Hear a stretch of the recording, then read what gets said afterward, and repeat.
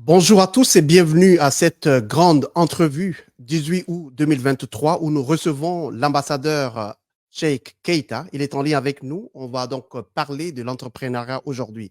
Une émission très riche que nous vous la recommandons. Donc, vous pouvez la partager au maximum avec les différentes plateformes que vous utilisez.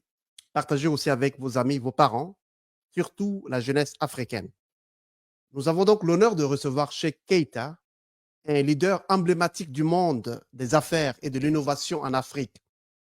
Fort de sa passion pour le développement du continent, il est distingué par une série d'initiatives et de postes clés qui ont façonné le paysage numérique et entrepreneurial de l'Afrique. Il est le CEO de Open Business Africa et Bridge of Innovation, fondateur de l'Observatoire panafricain du numérique pour le développement et de l'initiative qu'on appelle aussi le CEFMA. Il est économiste et ancien fonctionnaire au ministère des Finances en France. Son parcours est énorme. C'est un monsieur qui a beaucoup de connaissances à partager avec l'Afrique, la jeunesse africaine. Nous avons donc l'honneur de le recevoir et c'est un plaisir. Merci de rester là. On revient juste après ceci.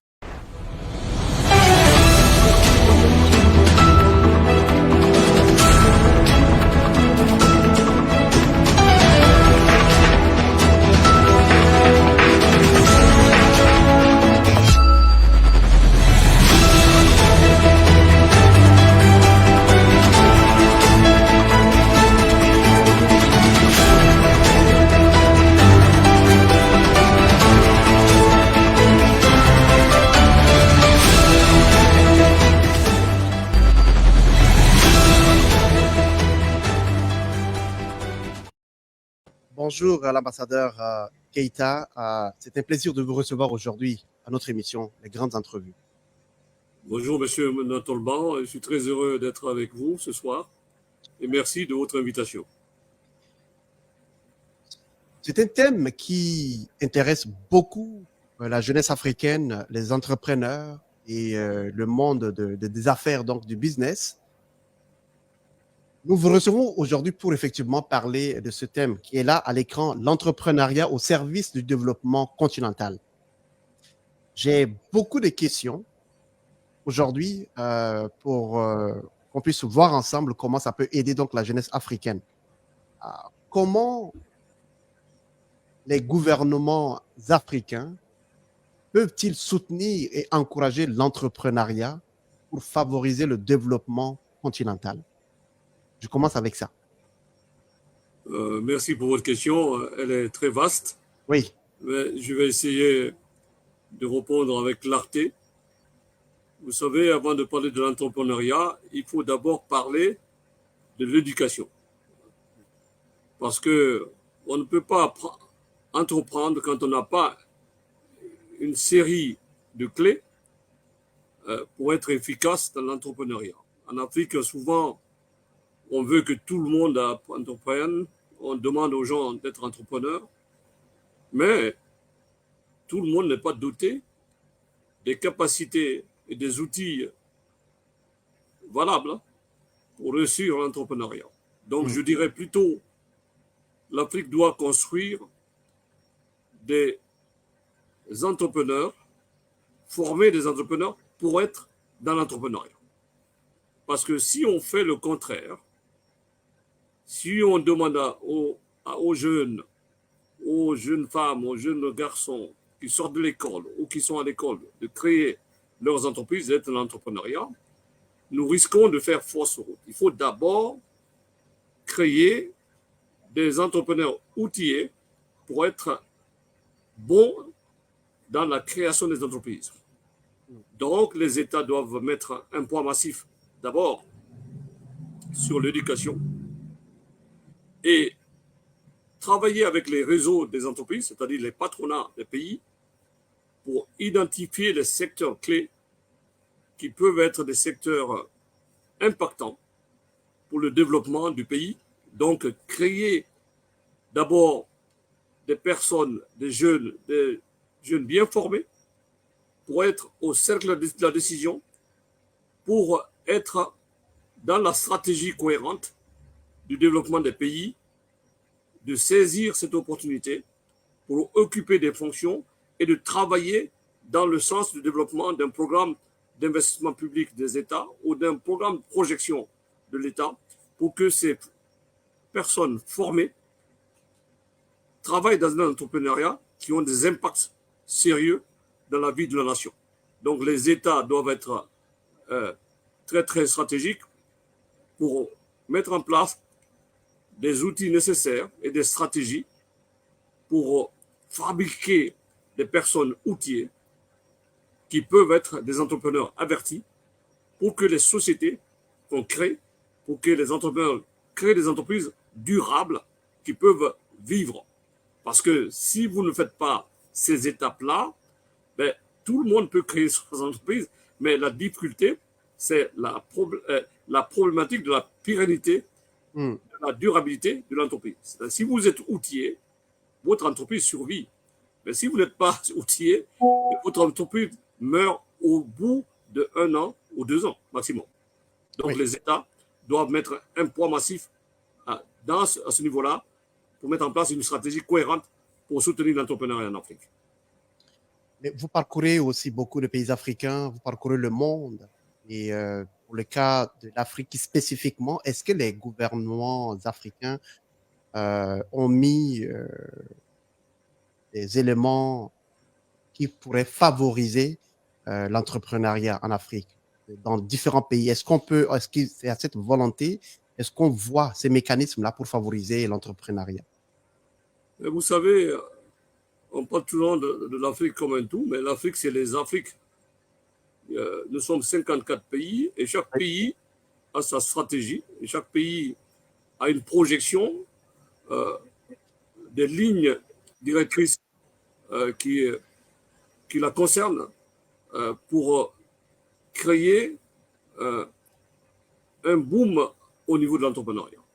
Il y a des pays qui ont compris qu'il fallait mettre en place une stratégie globale. Il y a des pays qui sont en train de s'essayer. Il y a des pays qui louent des relations entrepreneuriales avec des pays pour créer des synergies diverses entre les jeunes, entre les startups, entre les chambres de commerce et aussi entre les États pour essayer de booster l'entrepreneuriat de le pays. L'Afrique avance à pas de géant. Nous avons fait un progrès immense, mais le travail encore reste à faire pour enclencher l'autoroute de l'entrepreneuriat qui peuvent impacter tout à fait le développement du continent. Mais quels sont donc les principaux défis auxquels sont confrontés les entrepreneurs en Afrique lorsqu'ils tentent d'apporter des solutions de développement continental? Les entrepreneurs en Afrique ont assez de défis à soulever. D'abord, le défi financier et le défi bancaire. Vous savez, quand vous décidez à créer une entreprise, la plupart du temps, vous vous dites, voilà, j'ai mes fonds propres, j'ai fait une prévention, une prévision sur mes fonds propres pour créer mes entreprises. Mais c'est bien. Mais si on est dans un pays organisé, dans un pays qui compte soutenir l'entrepreneuriat, mais il y a des institutions clés qui peuvent renforcer les capacités des entrepreneurs, c'est-à-dire les banques. Une banque a pour vocation d'abord commerciale.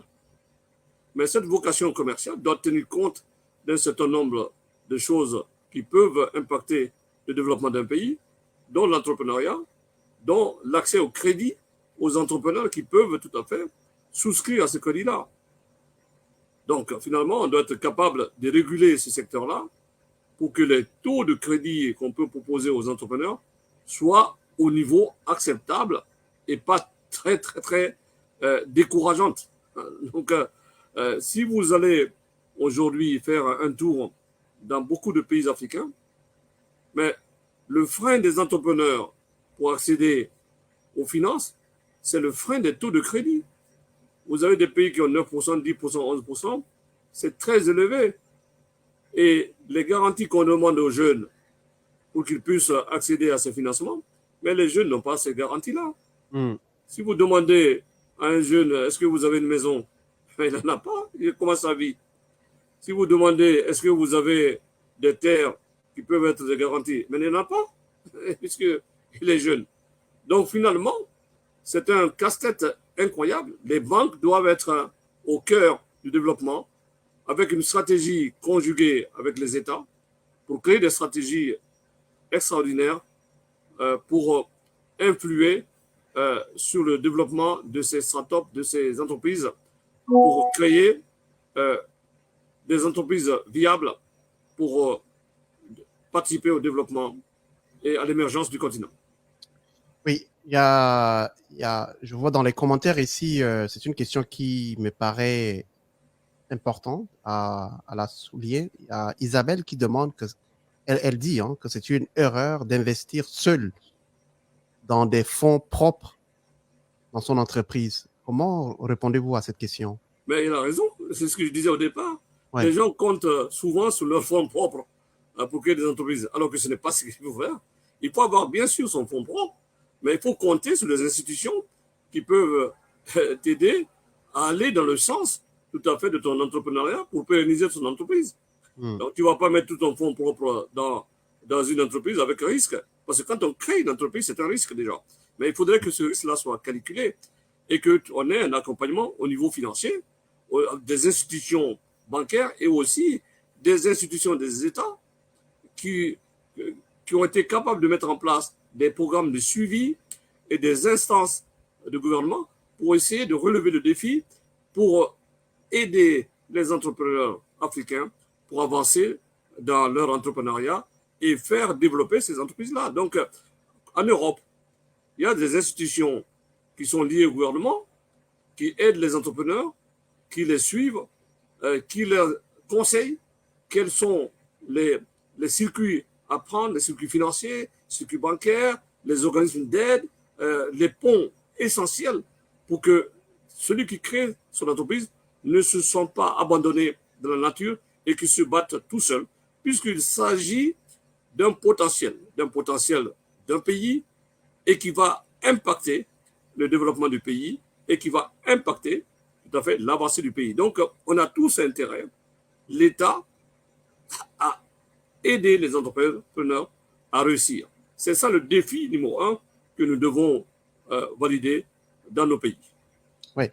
Mais pour beaucoup de jeunes qui nous entendent, qui nous suivent en ce moment, qui ont des petits moyens, ils n'ont pas de millions à commencer à entreprendre leur entreprise, qui sont là avec les 150 000, les 200 000, les 300 000, peut-être 1 million, est-ce qu'il faut attendre à aller chercher, aller s'associer, aller frapper à des entreprises, à des banques pour avoir des financements, ou bien tu as 1 million, tu peux toi-même commencer ton entreprise avec.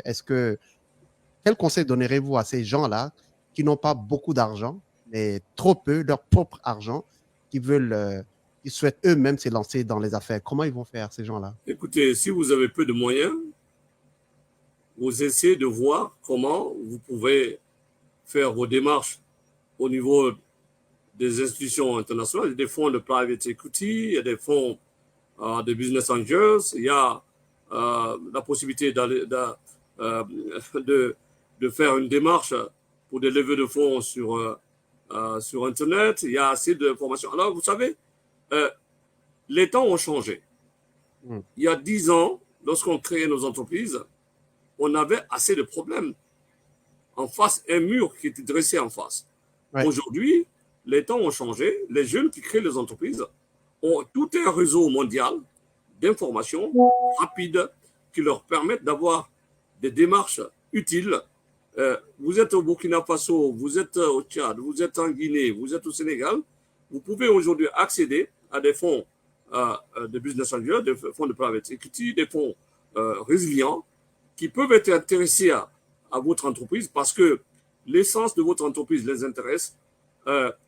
Ils peuvent investir sur votre affaire. Aujourd'hui, nous sommes dans un monde de coalition, dans un monde de partage, dans un monde de partage d'intelligence collective.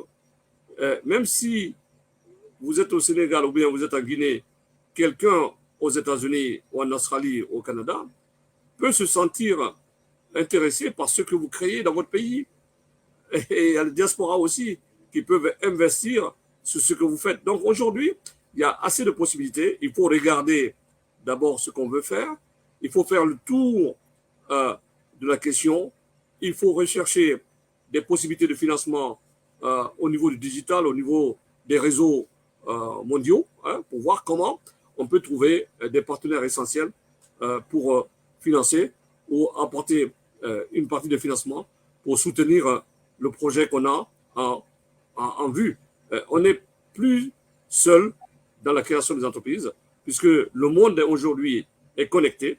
Oui. Vous pouvez partager vos idées ou bien vos demandes à plusieurs personnes dans le monde par le fait du numérique. Oui. Mais en Afrique, nous avons beaucoup de ressources qui sont à exploiter. Comment les entrepreneurs africains peuvent-ils tirer parti des ressources naturelles du continent de manière vraiment durable? Ben, aujourd'hui, il y a une réflexion globale au niveau de l'intelligence économique. Nos pays ont des informations qu'ils n'utilisent pas assez. Les pays doivent mettre à la disposition des entrepreneurs des informations utiles, économiques, pour aider les entrepreneurs locaux à avancer en tenant compte de ces informations. C'est pour cela que,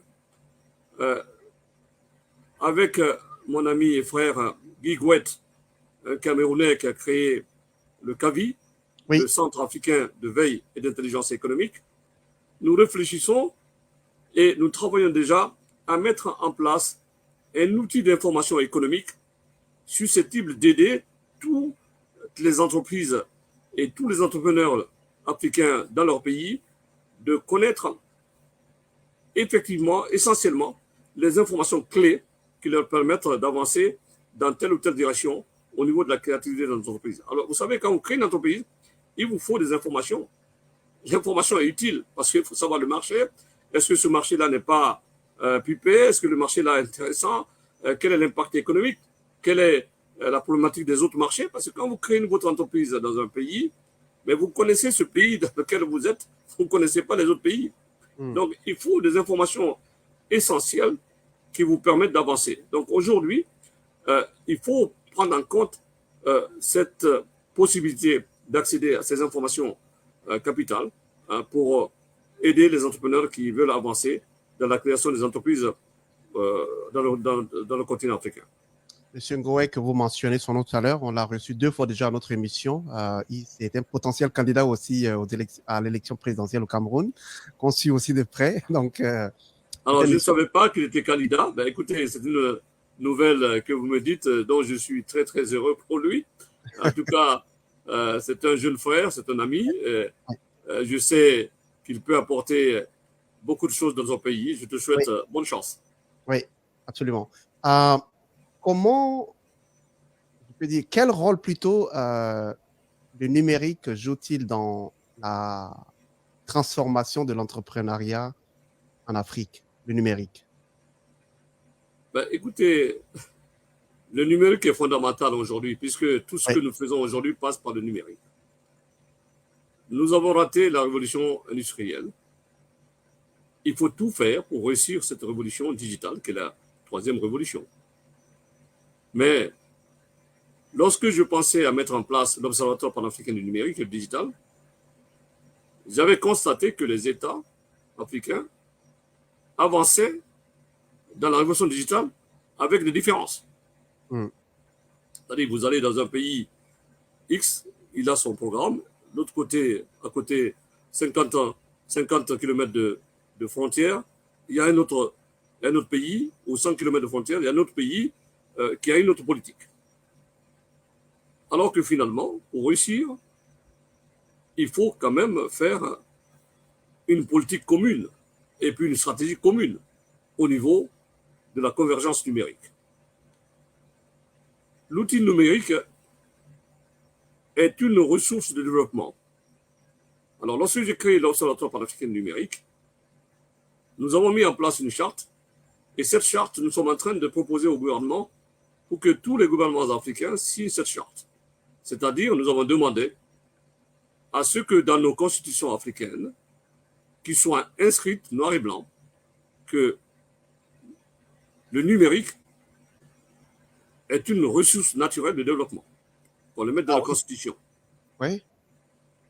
La deuxième chose que nous avons écrite dans notre charte, nous avons dit que quand il s'agit de la connectivité de l'Internet pour le health, pour la santé, et aussi pour l'éducation, il faudrait que les gouvernements fassent un effort pour faire la différence pour que ces deux connectivités soient gratuites en Afrique. Parce que pourquoi nous avons demandé ça? Je me suis posé un jour la question de savoir, dans le développement du numérique, nous avons quelque chose aujourd'hui qui est capital, c'est les data. Oui. Et la connectivité, aujourd'hui, si vous restez en marge de la connectivité, ben, vous ratez plein de choses dans votre vie. Vous ne pouvez pas vous informer, vous ne pouvez pas apprendre à lire et à écrire, vous ne pouvez pas prendre vos leçons. Aujourd'hui, les formations sont à distance aussi. Alors, je me suis dit, attention, il faut faire attention, parce que j'ai peur d'un problème qui risque de nous arriver prochainement, c'est-à-dire, puisque nous vivons dans les pays où nous avons quand même des familles pauvres et avec un taux de croissance très très lente, j'ai peur que les jeunes africains, demain, qui a dans sa poche 1000 francs CFA, a des difficultés de choix. C'est-à-dire, les 1000 francs CFA, je ne veux pas qu'un jeune se dise demain, est-ce que je vais acheter mon sandwich à midi que je dois manger pour continuer mes cours, ou bien est-ce que je dois acheter les data pour me permettre d'être connecté? Ça, on va arriver bientôt à ça. Donc, moi, je ne veux pas qu'on arrive à ça. Je pense qu'on est déjà là, j'imagine. Hein? Donc, finalement, il faut absolument que les États préviennent cette situation, parce que si nous sommes dans cette situation, ça veut dire que finalement, ben, écoutez, les jeunes continueront à être dans les difficultés si les gouvernements ne prennent pas en charge la connectivité pour l'éducation, pour ce qui concerne sa formation et l'éducation, et pour la santé.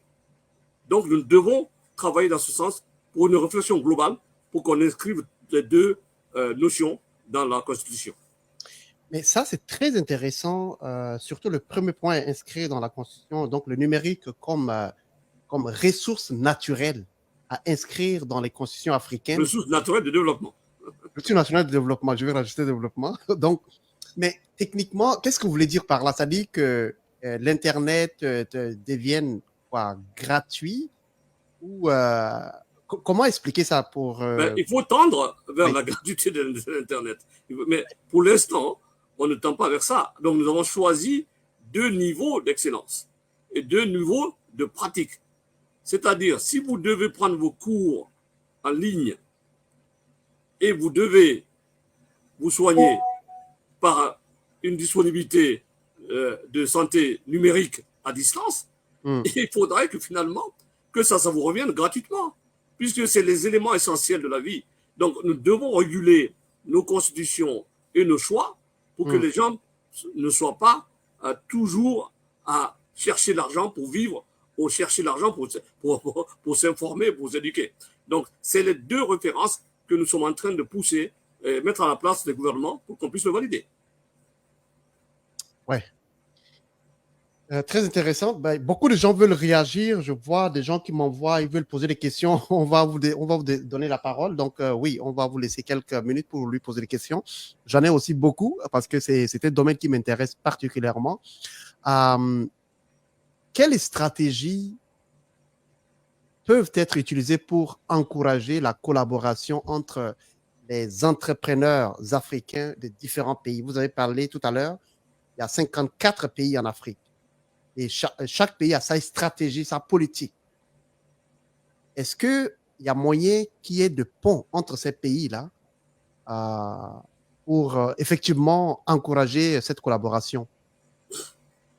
Écoutez, lorsque j'ai créé l'OPND, nous avons projeté beaucoup d'études pour essayer de mettre en place une certaine collaboration entre les pays, pour harmoniser les décisions, pour harmoniser le travail en commun. Nous sommes en train de travailler sur une plateforme commune pour que les pays puissent être impliqués et que les entrepreneurs africains puissent être impliqués pour aller simplement sur la plateforme pour s'enregistrer. Quel est le secteur de mon entreprise?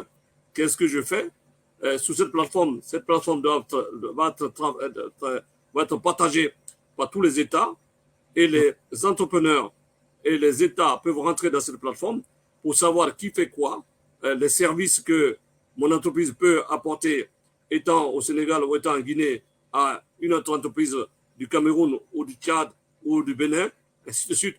Il faut la révolution digitale, c'est une solution viable aujourd'hui pour passer d'un pays à un autre à une vitesse éclair.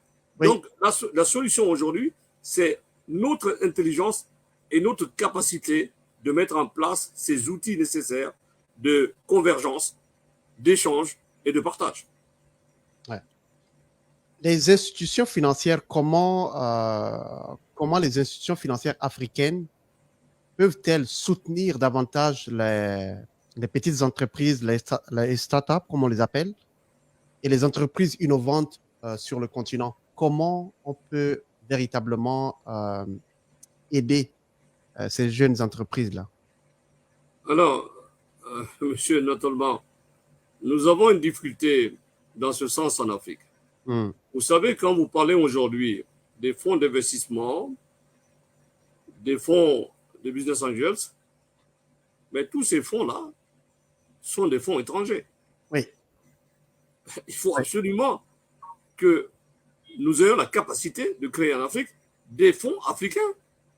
Parce que les fonds étrangers qui viennent en Afrique pour aider les entreprises, pour faire leurs affaires, ben, c'est les fonds qui travaillent, qui font des affaires pour valider les opportunités qu'ils ont et envoyer l'argent chez eux. Puisque c'est le travail, ils sont venus pour ça.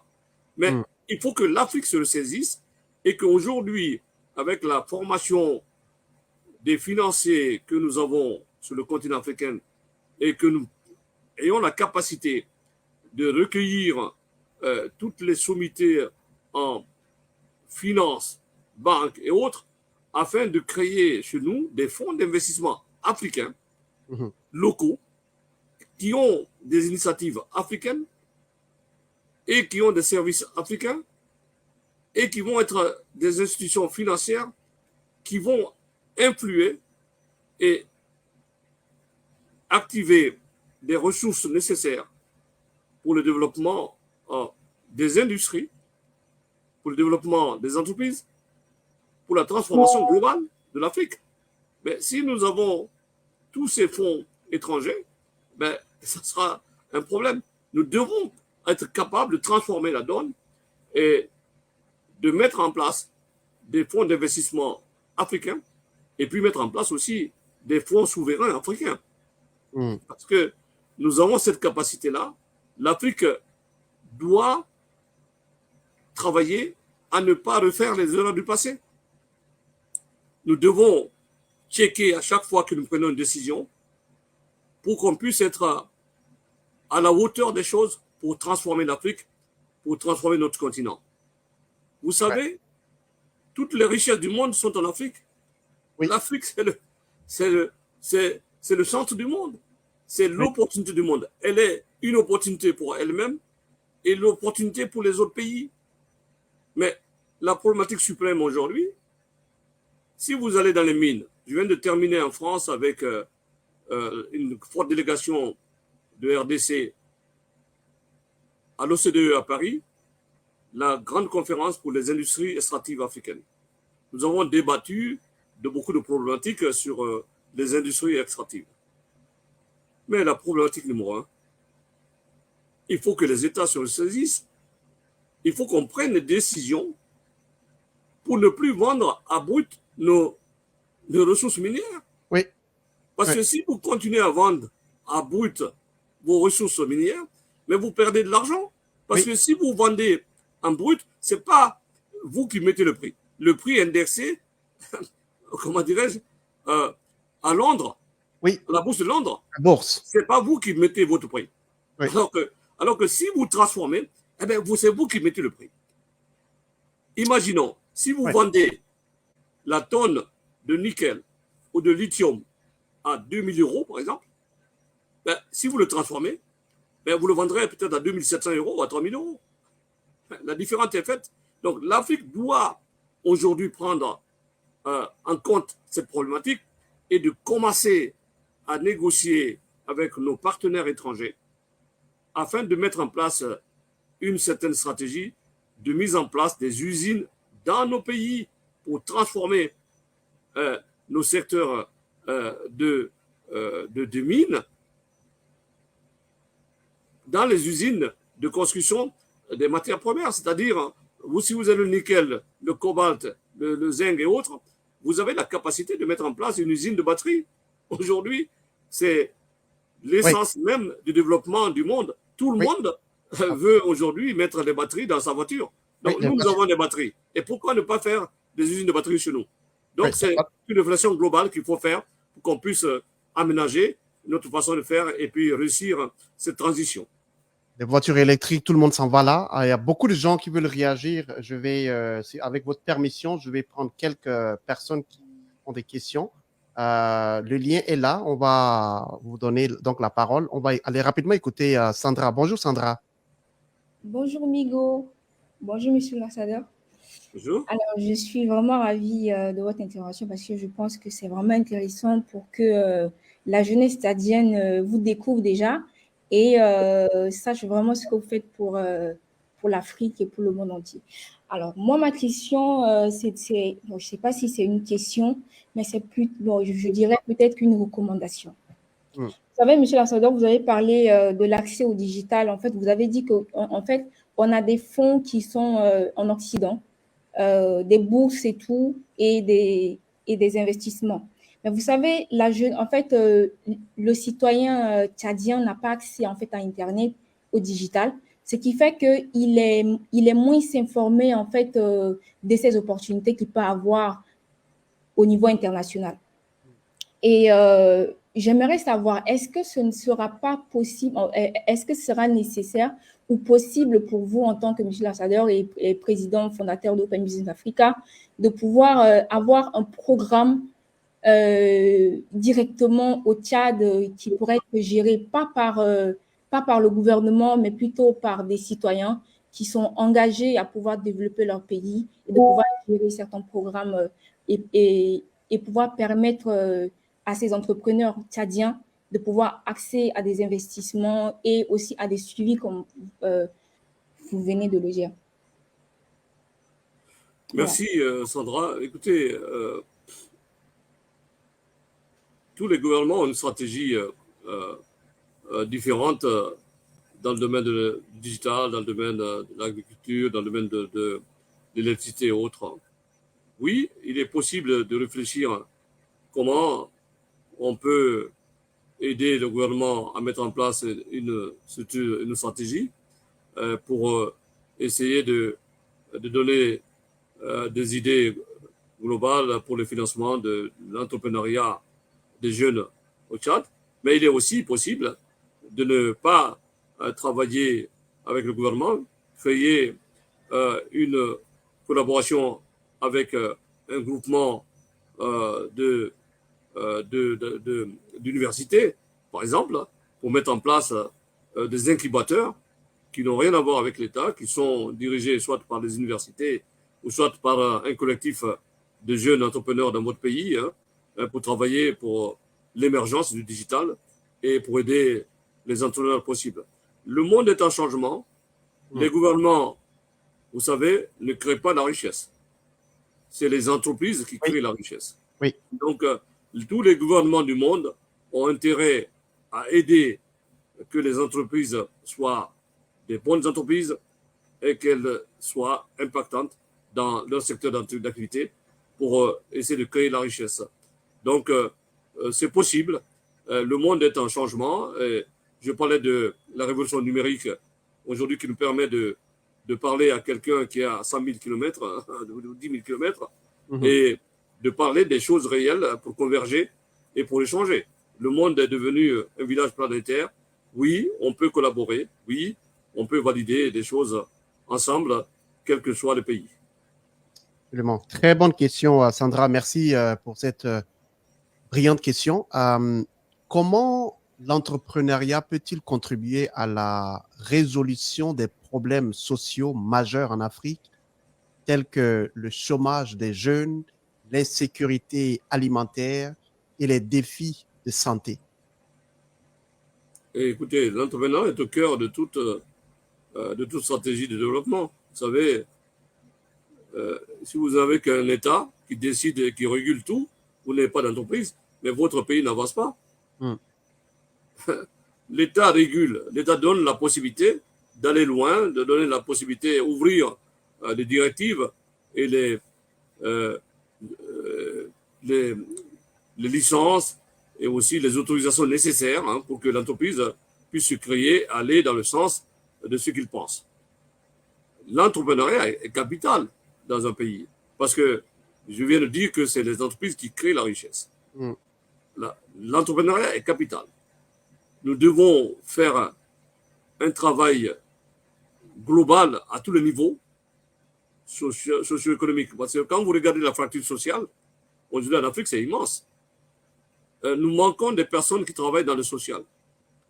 Parce que le social, ce n'est pas simplement l'hôpital. Il faut des gens qui s'occupent des gens, des services sociaux, des gens qui reçoivent des gens qui ont des problèmes.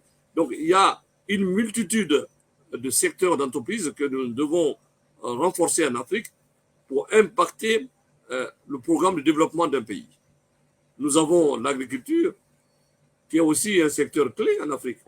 Vous savez, j'ai l'habitude de dire dans les conférences, puisque je suis conférencier depuis près de 22 ans maintenant, je dis souvent en Afrique, mais écoutez, en Afrique, on pense que ceux qui font l'agriculture, c'est des pauvres. Et c'est des grandes personnes qui doivent faire l'agriculture. Mais ce n'est pas vrai. Non, ouais. Mais en Europe, moi, j'étais aux États-Unis, j'étais au Canada, j'étais en Pologne, j'étais dans beaucoup de pays. Mais les personnes les plus riches, les familles les plus riches, c'est les agriculteurs. Absolument. Nous devons transformer la donne, de donner la possibilité aux jeunes de comprendre que l'agriculture, c'est de l'argent. Oui. Tu ne reçus pas seulement dans le bureau. Si vous êtes agriculteur, vous produisez 100 tonnes ou 200 tonnes de bananes ou de mangues ou 300 tonnes de patates, mais vous avez de l'argent. Donc, nous devons faire tout ce travail pour que les jeunes aillent dans l'agriculture.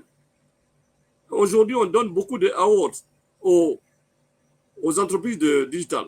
Moi, je rêve en Afrique pour qu'on crée des initiatives nouvelles, des cérémonies pour donner des awards aux jeunes entrepreneurs de 10 à 19 ans, de 19 à 22 ans, 25 ans, qui ont choisi d'être agriculteurs et qui ont réussi à planter 100 000 manguiers, enfin, qui impactent tout à fait le développement de ce secteur. Donc ça aussi, nous devons faire un travail.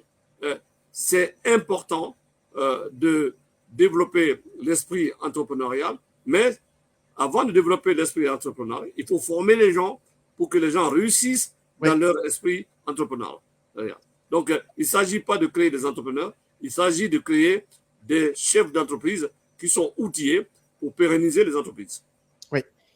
Je ne suis pas un économiste, vous l'êtes, c'est votre domaine, mais je sais que pour que les entrepreneurs ou bien l'entrepreneuriat puisse prendre place dans un pays, il y a quand même des préalables. Vous avez parlé de l'éducation. Oui, ça c'est très important. Mais un pays qui n'a pas l'électricité, un pays qui n'a pas l'Internet, on a parlé de numérique tout à l'heure, un pays qui n'a pas la sécurité, ces trois éléments, si ça manque dans un pays, est-ce que c'est possible d'entreprendre? Donc, je parle de manque d'électricité, manque de numérique, donc l'Internet, et manque de la sécurité. Donc, il n'y a pas de sécurité. Tu viens quelque part, tu crées ton entreprise, tu peux perdre tout en claquant le doigt parce que des individus peuvent venir arracher. Comment faire pour, avec ces 3 éléments qui manquent dans un pays, comment entreprendre? Écoutez, vous citez des problématiques incroyables. Vous savez, les pays qui sont à ce niveau-là ont réellement des problèmes. Mais je vais vous rassurer sur quelque chose.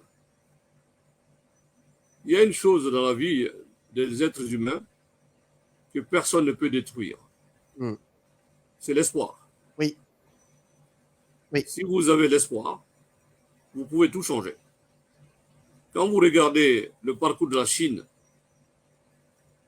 il y a 30 ans, 40 ans, la Chine était un peu au même niveau que l'Afrique. Oui. Et par la force des choses, par la force de résilience, ils ont réussi à être ceux qui sont aujourd'hui. Je parlais aujourd'hui, tout à l'heure, de faire tout pour ne pas refaire les erreurs du passé. Nous devons checker notre façon de faire, trouver des stratégies cohérentes pour changer nos pays. Si vous n'avez pas d'électricité, mais comment vous allez développer votre agriculture? C'est ça. Ouais. Si vous n'avez pas de route, comment vous allez développer votre agriculture? Si vous n'avez pas de sécurité, mais comment vous allez construire un État où les enfants vont être en sécurité à l'école pour étudier? Il y a un penseur chinois qui disait, si vous voulez détruire un pays, ce n'est pas la peine d'envoyer la bombe. Fermez les écoles. Oui. Le pays s'écroulera. Oui. Et puis, le pays n'aura pas des centaines d'années de vie.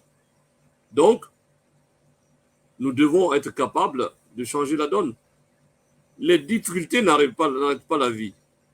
Les difficultés doivent être des éléments porteurs de changement et d'intelligence pour l'esprit, pour transformer les difficultés en victoire, et pour qu'on puisse changer nos pays. C'est vrai, il y a beaucoup de problématiques en Afrique, mais comme je suis toujours quelqu'un qui a de l'espoir, et je pense que nous pouvons relever le défi, et je suis optimiste pour l'Afrique, parce que les fils d'Afrique ne sont plus comme il y a 30 ans, 40 ans. Nous avons des enfants qui sont partout dans le monde, qui ont été dans les grandes écoles. Ceux qui sont localement essaient de se débrouiller aussi pour avoir l'instruction. Donc, petit à petit, les esprits changent et même les pouvoirs qui sont en Afrique essayent de faire un progrès pour ce changement-là. Mais ça, c'est autre chose. On ne parlera pas de la politique aujourd'hui, on parlera de l'économie et des entrepreneurs à ce stade. On va rester sur notre thème, absolument. Merci beaucoup. Guéry, tu as une question à poser à l'ambassadeur. Oui, on t'écoute. Le micro est fermé. Oui. OK. Bonjour, Monsieur Migo. Bonjour. Bonjour. Et je salue aussi l'ambassadeur. Bonjour. OK. Merci beaucoup, mais ma question, je pense que vous avez pris en compte une partie de ma question. Vous avez énuméré 3 problèmes qui sont peut-être les limites qui vont empêcher, par exemple, pour un jeune entrepreneur de se développer ou encore de se lancer. Vous avez parlé de l'électricité, vous avez parlé de l'Internet, et puis vous avez aussi parlé de l'accès au numérique.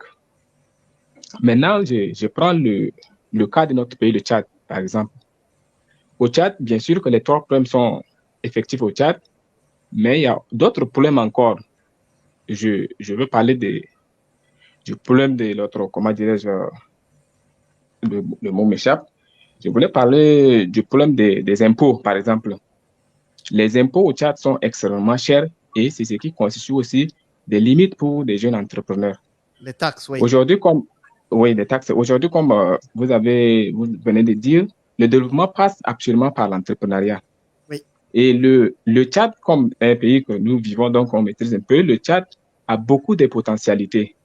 Comme vous l'avez énuméré, dans le domaine de l'agriculture, de l'élevage, c'est des secteurs qui ne sont pas exploités au fait. Mais maintenant, pour avoir accès au financement ou encore au fonds pour pouvoir se lancer, c'est tout un tas de problèmes. Et vu maintenant vu le problème que l'État tchadien traverse, par exemple, aujourd'hui, c'est tout le monde qui crie manque d'emploi au Tchad. Mais pourquoi l'État tchadien n'arrive pas à mettre en place des mécanismes qui pourront peut-être accompagner les jeunes à avoir accès au crédit? Par exemple, vous avez dit il y a des crédits internationaux qui sont là. Et c'est difficile, vu les problèmes que le Tchad traverse, c'est difficile pour un jeune entrepreneur de se lancer comme ça et puis avoir un crédit quelconque. Ça, c'est quasi impossible même. Et maintenant, l'État peut accompagner les jeunes, pourquoi pas accompagner les jeunes entrepreneurs à avoir accès à ces crédits. Et même, il y a des banques locales qui peuvent aussi permettre aux jeunes entrepreneurs qui n'ont pas besoin de beaucoup de moyens pour se lancer. Peut-être les entreprises locales comme les banques, ainsi de suite, peuvent aussi aider ces jeunes entrepreneurs. Mais le problème est que, comme l'intervenant a dit dès le début, on n'a pas de garantie. Par exemple, moi, Guéry, je viens dans une banque, j'ai un projet bien planifié et je viens auprès d'une banque pour demander crédit, par exemple, de 5 millions. Mais j'ai quelle garantie qui peut rassurer la banque afin de me donner ces crédits? Aucune garantie. Donc, la banque, elles sont des commerçants, ils ne peuvent pas donner l'argent comme ça, verser l'argent sans toutefois avoir des garanties que cet argent peut les revenir.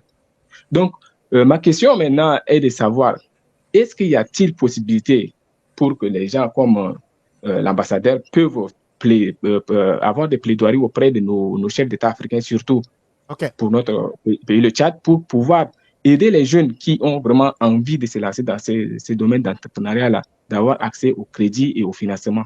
Merci. Merci. Je ne sais pas si c'est une question, mais je vais le laisser répondre. Oui. Oui, écoutez, beaucoup de pays ont les mêmes difficultés que le Tchad. Les États ont du mal à mettre en place les ressources nécessaires pour les jeunes entrepreneurs. Tous les États africains doivent créer des stratégies de support d'initiative des jeunes. C'est-à-dire, on peut imaginer dans un pays la mise en place d'un fonds global pour l'entrepreneuriat des jeunes. Il y a des pays qui ont réussi à le faire, comme le Sénégal, comme l'Afrique du Sud, comme le Kenya, comme le Rwanda. Donc, il y a des exemples qui ont réussi dans beaucoup de pays. Donc, aujourd'hui, je pense qu'en termes d'échange, il n'y a pas de honte à prendre ce qui marche chez les autres et amener chez soi pour qu'on réussisse cette possibilité de faire une collaboration transversale pour créer des ressources possibles pour les jeunes.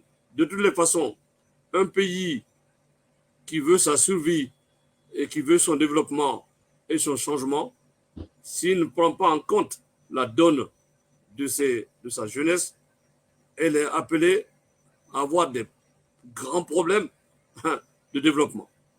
Parce que la jeunesse, aujourd'hui, peut être considérée comme une bombe à retardement dans les pays.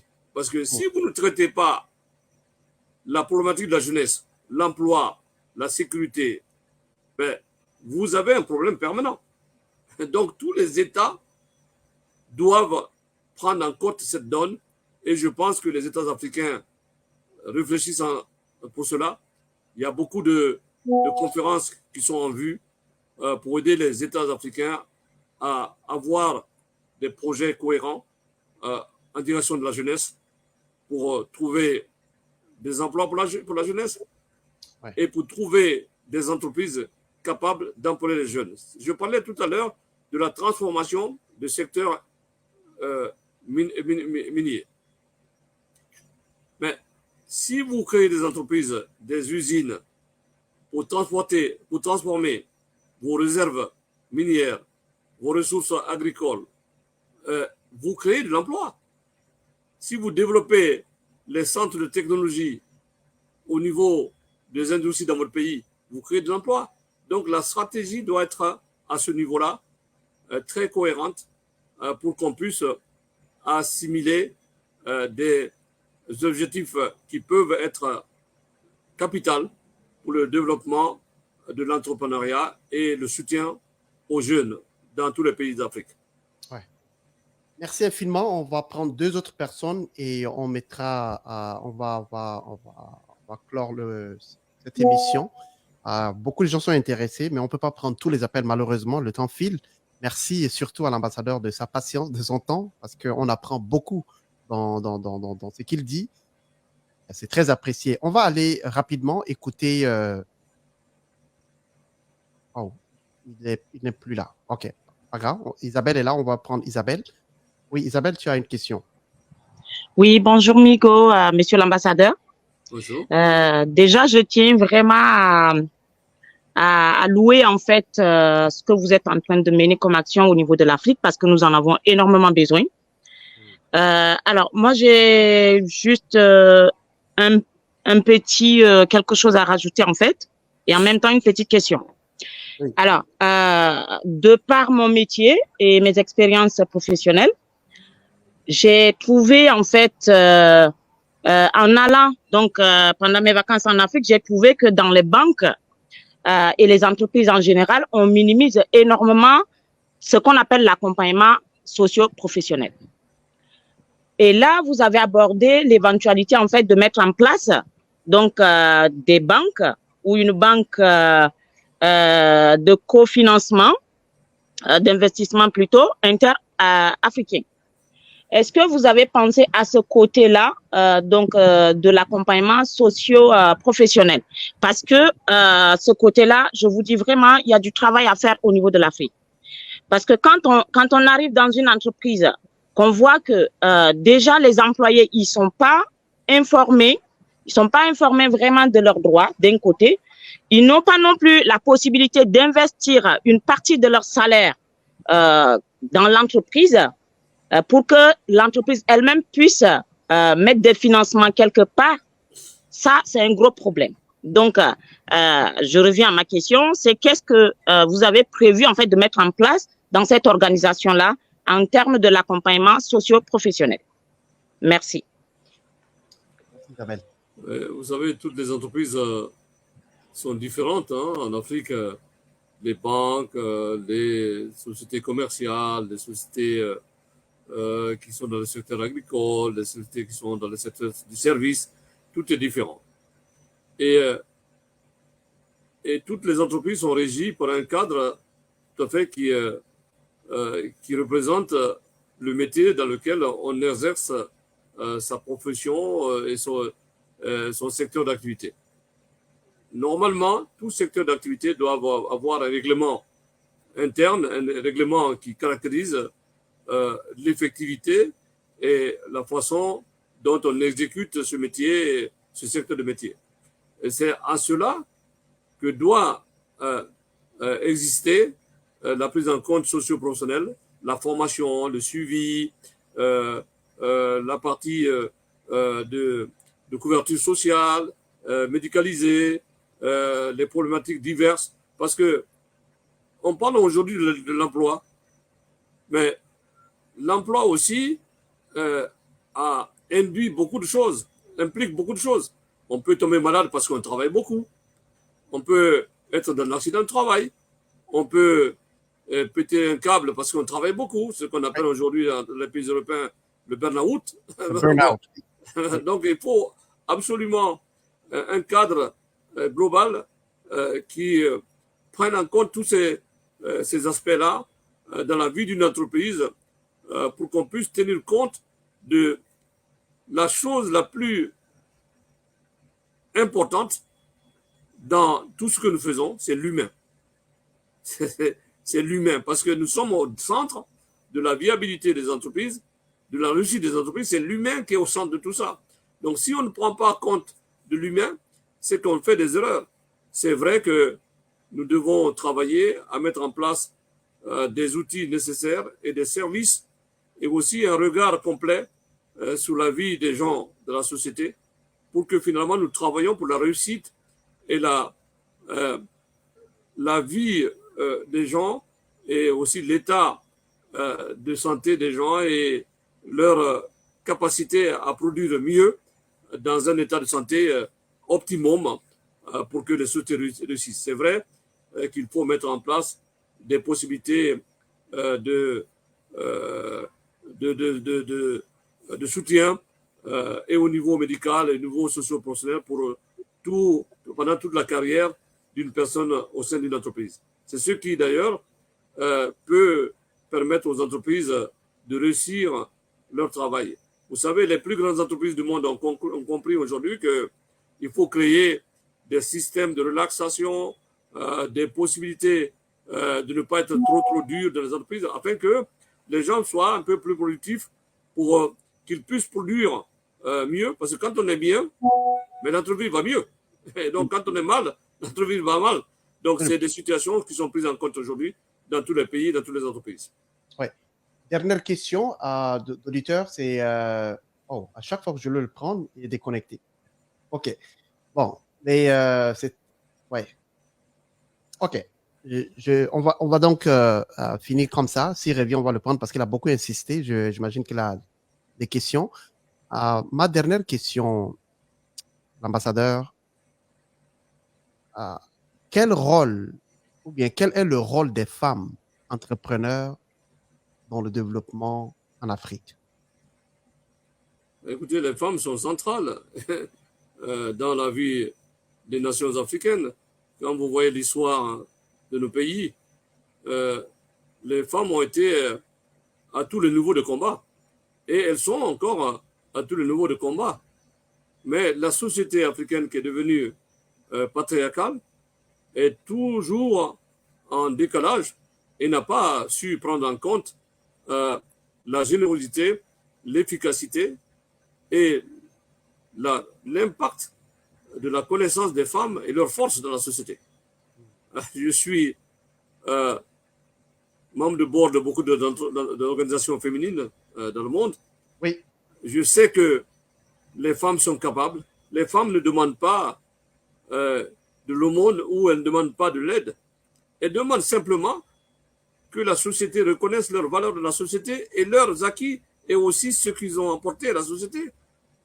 Si nous vivons aujourd'hui dans une société meilleure, les femmes ont été à un certain niveau des pionnières et des personnes qui ont beaucoup œuvré à la transformation de la société. Donc, elles demandent que leur place, et la société doit leur donner leur place. Ben, vous savez, les sociétés occidentales les plus avancées, ce sont eux qui ont pu prendre en compte la valeur des femmes et les mettre à un certain niveau pour qu'elles puissent contribuer à la vie de la nation. Il y a des pays aujourd'hui qui ont changé. Si vous allez dans les pays comme la Finlande, les pays qui sont dans ces cercles polaires-là, en Finlande et d'autres pays, ben, la majorité de le gouvernement, c'est les femmes. C'est les pays qui marchent. Donc, nous devons réfléchir à donner la place qu'il faut aux femmes afin qu'on change notre société, notre vision de la société, afin de créer une autre possibilité pour que les femmes apportent leur contribution à la vie de nos nations. Absolument. Et je rappelle que vous êtes aussi le vice-président de For Women in Africa. Oui, ouais. Merci. Ouais, donc le lien est là, ça c'est, vous pouvez aller voir. Il suffit juste d'aller sur Google, vous tapez le nom, l'ambassadeur Cheikh Keita, vous allez être surpris dans le bon sens parce qu'il fait beaucoup de choses. Donc, entre autres, quand on parle des femmes, effectivement, il travaille aussi beaucoup pour aider les femmes dans ce domaine-là. Merci infiniment, ambassadeur Cheikh. Je sais que vous êtes très occupé et on a pris plus d'1 heure de temps. Poser des questions. On va encore vous inviter pour d'autres choses parce que vous êtes aussi dans différents domaines. Merci infiniment pour tout ce que vous faites. Ma dernière question avant de vous laisser partir, est-ce qu'il y a l'espoir pour l'Afrique ou les jeunes Africains avec tout ce qui se passe? On a tout en Afrique, absolument tout, mais nous sommes derniers. Qu'est-ce qui explique tout ça? Et des Africains intellectuels comme vous, il y en a beaucoup. Vous êtes un peu partout dans le monde. Pourquoi l'Afrique n'arrive pas à se développer avec l'entrepreneuriat, avec toute la richesse qu'on a? Pourquoi on traîne encore derrière? Vous savez, euh, l'Afrique, globalement, est un continent avec beaucoup euh, de, de différences. Hmm.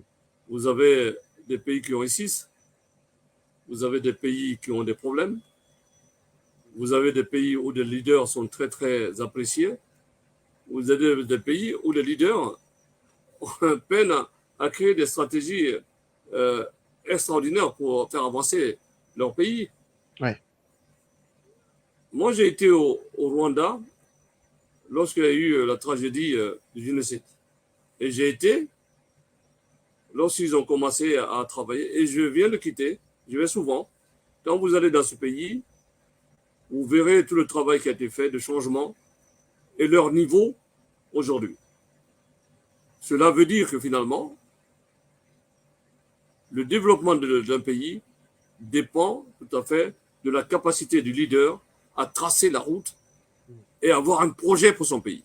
Nous devons avoir des leaders qui sont complètement avertis, qui ont un programme pour leur pays. Et pour cela,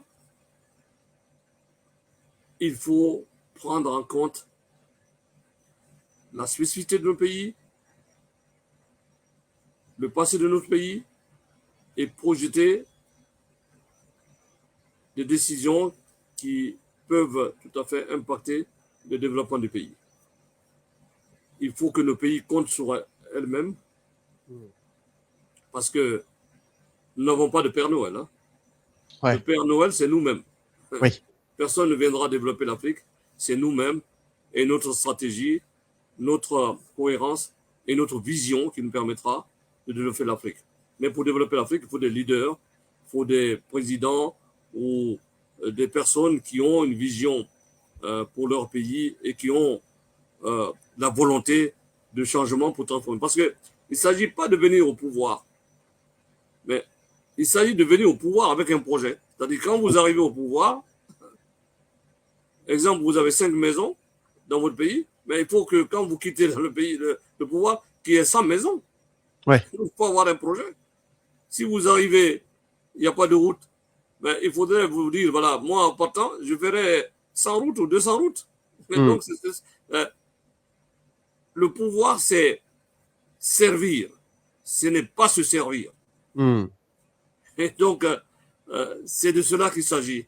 Nous devons avoir des leaders compétents, avertis et qui ont des projets pour leur pays. En tout cas, je suis un homme très, très optimiste. Je pense que l'Afrique sera le continent du bonheur demain, mais à condition que nous travaillions pour cela et que nous travaillons ensemble. Merci infiniment, l'ambassadeur Keita, pour cet échange très riche. Et ça nous fera plaisir de vous recevoir à nouveau avec peut-être d'autres personnes aussi, parce que vous avez des contacts avec beaucoup de gens. Vous allez peut-être bientôt venir aussi à New York pour la rencontre au niveau des Nations Unies. Réseau de citoyens aimerait faire une entrevue avec vous face à face aussi un jour, peut-être que ce soit en France, aux États-Unis ou même ici au Canada, parce que vous venez aussi souvent ici. Donc, on aura l'occasion de faire cette entrevue-là face à face. Et, une fois encore, au nom de tous les auditeurs qui nous suivent en ce moment, de partout dans le monde, surtout les Africains qui nous suivent aussi, nous vous disons merci et à très vite.